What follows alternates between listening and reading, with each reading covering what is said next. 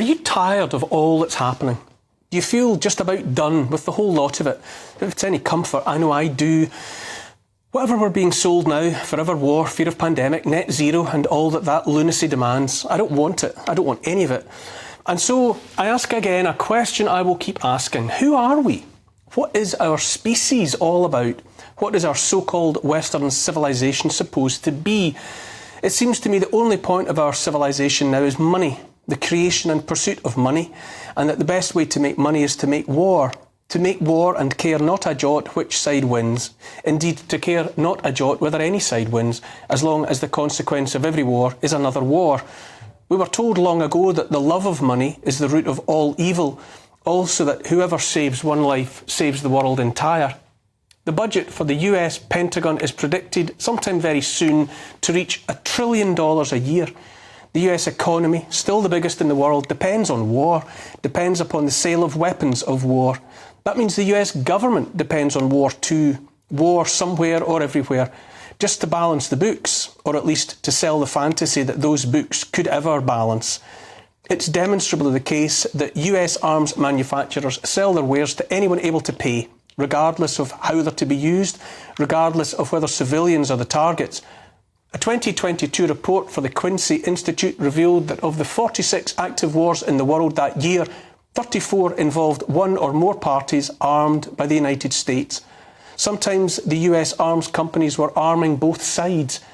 The Saudi United Arab Emirates-led intervention in Yemen between 2015 and now has killed 400,000 and counting.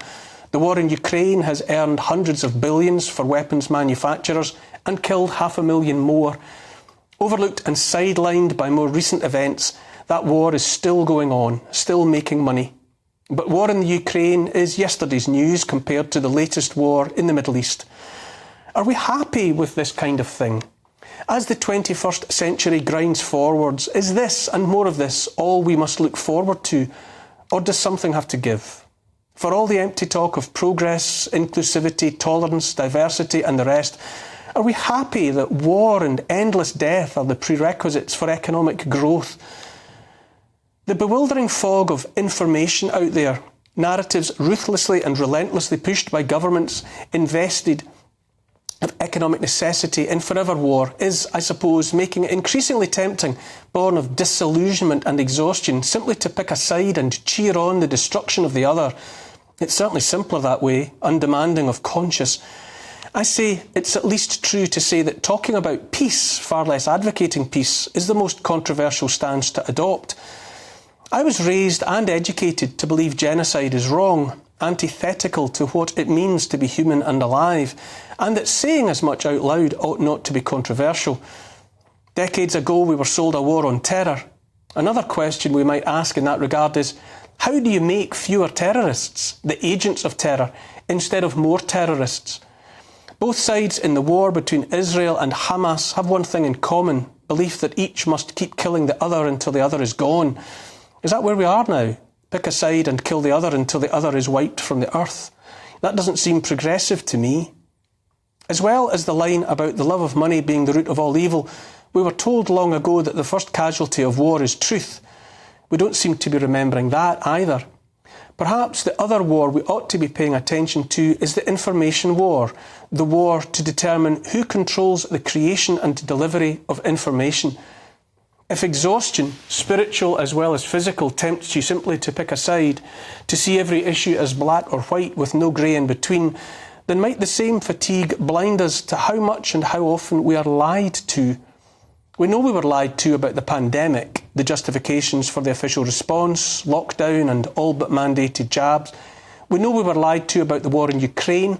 We were told it was nothing to do with NATO expansion. But now the head of NATO, Jens Stoltenberg, admits it was all about the expansion of NATO. Mark Twain wrote that, quote, "It's not what you don't know that kills you, it's what you know for sure that isn't so." The ultimate danger in the information war is believing lies, believing them for sure. But what do you do if the other side wins the information war and all you are offered are their lies? Forever war is a forever distraction from everything else that's going on, everything else that's being pulled on us.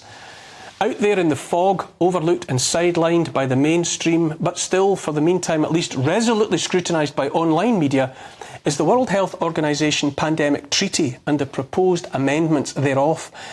I say the substance of the changes proposed for that treaty by and for the WHO that is largely funded by and therefore mostly due to the bidding of one Bill Gates, should terrify us.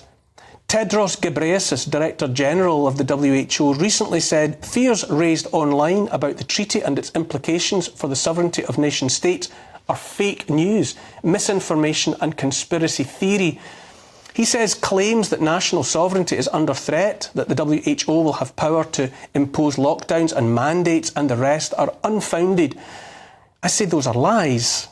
Unelected, unaccountable Ghebreyesus asks the governments of all 190-odd countries contemplating the treaty amendments that will be adopted across the board unless governments actively opt out, and there's precious little sign of that, must instead take action to counter these false narratives. In every way that matters, the countering of so-called false narratives means stopping your freedom of speech.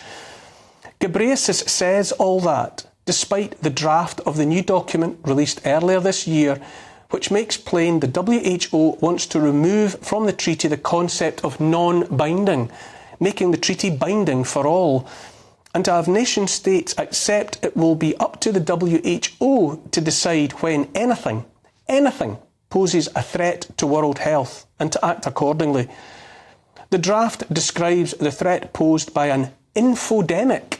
There's a new word to chill the blood, and refers to the overabundance of information, accurate or not.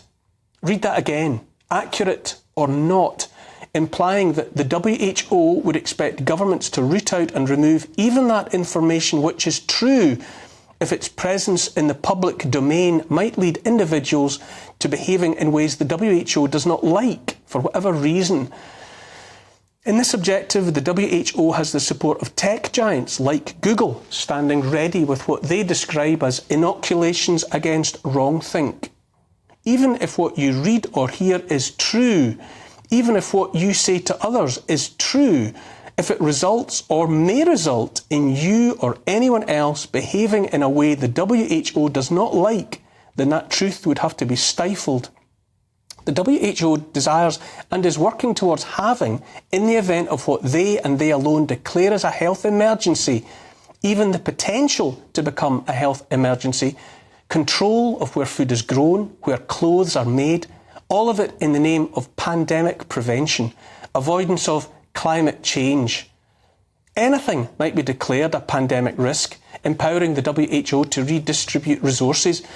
Edits made to documents in the spring of this year would empower the WHO to instruct nation states to lock down their populations, to increase surveillance of those populations, to determine treatments, to mandate jabs, to cede to the WHO the control of the distribution of such products, to order companies to surrender to the WHO intellectual property and profits, to accept WHO demands about the redistribution of anything and everything.